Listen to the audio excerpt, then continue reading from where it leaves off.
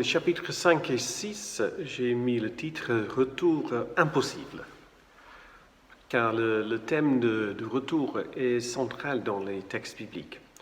D'abord, il y a ce retour du pays d'Égypte, qui est un peu le texte phare dans la Bible, le retour vers ce pays qui est promis, qui peut être interprété comme, non pas un retour à un lieu, mais peut-être aussi un retour au sein de Dieu. Le deuxième retour, c'est le retour de l'exil. Je pense que le retour ici de l'exil est le fait essentiel qui constitue la foi pour le peuple d'Israël en ce Dieu qui les sauve. Ici, par contre, le retour est véritablement un retour sur la terre qu'ils avaient quittée pour aller en exil à Babylone, déportés comme ils étaient. Mais le retour n'est pas sans difficulté. Le pays, depuis plusieurs générations, n'était pas habité uniquement par le peuple d'Israël, mais par d'autres peuples. Et ce peuple qui était resté sur place, qui n'était pas déporté, ont changé le comportement dans les pratiques religieuses qu'ils avaient avant la défaite par le roi de Babylone.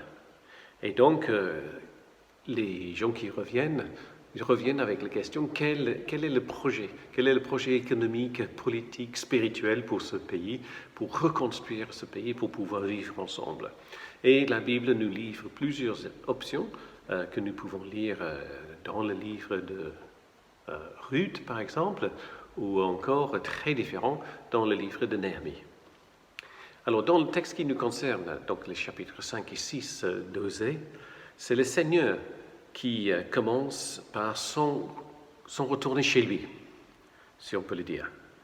Le Seigneur, dans ce texte, décide de quitter son pays, son peuple, et donc il se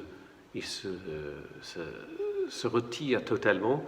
Et comme l'idée, c'est comme un lion qui entre dans son antre avec sa proie. Et donc, la prédication que fait Osée à ce moment-là a un effet sur le peuple. Et le peuple se repente et ils font un retour. Mais on va voir que ce n'est pas un retour véritable, mais un retour en apparence. Il faut que les peuples, maintenant, sachent quelles sont les conditions pour pouvoir vraiment revenir.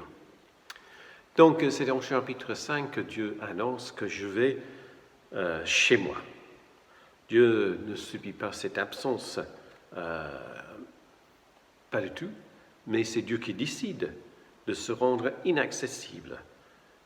Et Dieu espère que par ces mesures-là, le peuple va le suivre et puis retourner pour le chercher.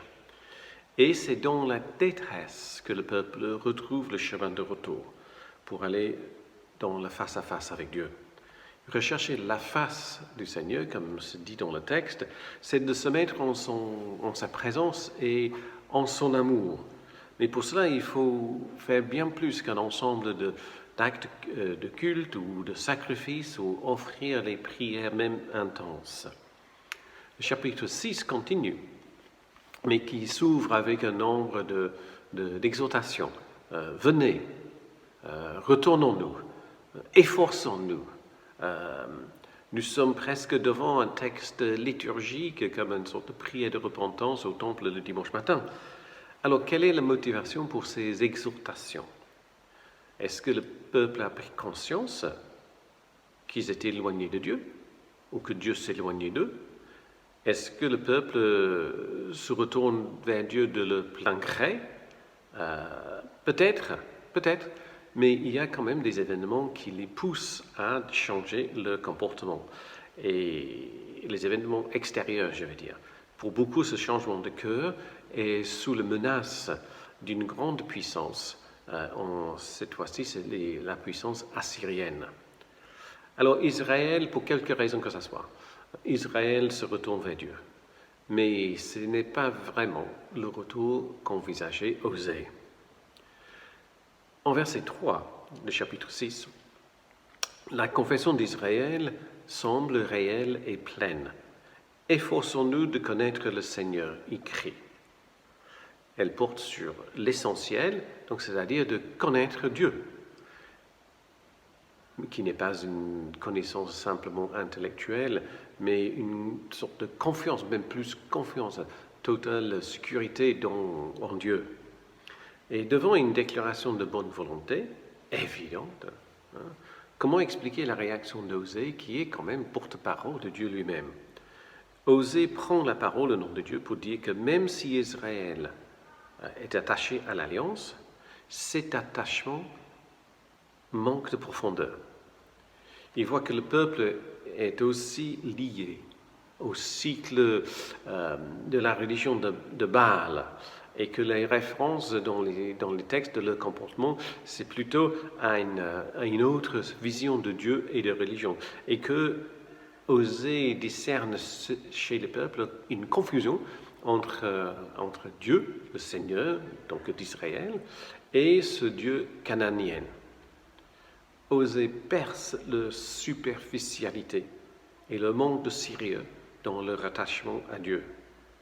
Et du coup, puisqu'il est prophète de Dieu, Dieu lui-même, par la bouche de ses prophètes, montre ce qui est essentiel dans la foi. En imposant l'amour au sacrifice et la connaissance de Dieu au holocauste, Osée ne rejette pas les rites de culte comme tels, comme inutiles ou périmés. Il montre qu'ils ne sont que des signes de quelque chose qui est plus important. Ce n'est pas les actes de culte qui portent quoi que ce soit, mais ce qui est véhiculé à l'intérieur de ces actes de piété ou de célébration ensemble. La chose la plus importante, c'est cette relation qui unit Dieu à son peuple. Si les rites, les sacrifices, les prières ne sont pas inspirés par l'amour et la connaissance de Dieu, ces rites et ces prières n'ont aucune raison d'être. La vraie fidélité ne se vit pas uniquement dans le temple, mais dans tous les actes de la vie courante, y compris dans la liturgie et les célébrations, ça c'est clair. Mais ce n'est pas uniquement là. Pour vivre une telle vie, il faut, comme disait Osée, connaître ce Dieu avec qui on est lié. Il faut savoir ce que Dieu fait et ce que Dieu dit. C'est dans la mesure que nous apprenons de connaître que nous apprenons aussi à vivre dans la confiance avec Dieu. Alors, pour aller un tout petit peu plus loin dans notre réflexion, il y a cette idée de l'absence de Dieu, que Dieu s'abstente de peuple, s'éloigne du peuple.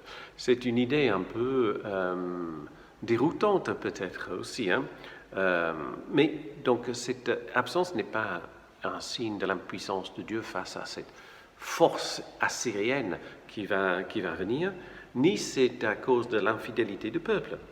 Ce n'est pas une absence de la colère de Dieu, comme si, voilà, comme ça, il claque la porte, mais l'absence de Dieu, c'est une façon pour Dieu de faire, encore une fois, un nouvel appel au peuple d'Israël, pour ouvrir un dialogue par la bouche de ses prophètes. Par cet éloignement, Israël va essayer de se mettre à sa recherche, de se mettre en route pour aller chercher Dieu, mais en empruntant les voies d'une autre approche religieuse. Ce que nous voyons aussi clairement dans la vie et dans la mort de Jésus, là où Dieu se manifeste dans le dépouillement et dans la crucifixion, pour se soustraire aux idées religieuses, de montrer une autre façon d'être avec Dieu, en appelant à tous de le suivre sur ce même chemin. C'est le seul chemin qui mène vers la liberté. Alors pour la question ce mois-ci, à partir de ce texte, aujourd'hui, mais ce n'est pas uniquement aujourd'hui, aujourd'hui comme dans tous les temps, la tentation existe de s'engager dans une religion rassurante. Alors la question c'est que pouvons-nous faire pour revenir à ce Dieu qui se manifeste devant nous en Jésus-Christ.